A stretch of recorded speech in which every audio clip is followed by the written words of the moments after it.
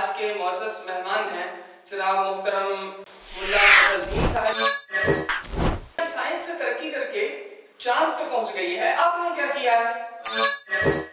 वो चांद पे पहुंचे हैं तो काश ये चांद के साथ साथ इंसानियत तक भी पहुंच पाते। जी आपको फेसबुक आईडी बनाना आती है? आपको ट्विटर, इंस्टाग्राम और जीमेल अकाउंट के बारे में पता है?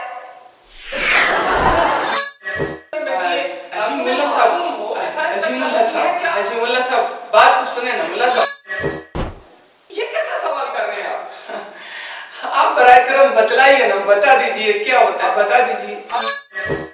आपको मालूम है गुस्ल कब फर्ज होता है? ये बताइए कि गुस्ल के कितने फर्ज हैं? देखिए आप ऐसा नहीं कर सकते, आप हरगिज़ ऐसा नहीं कर सकते। ये है आपके नजदीक अहमियत।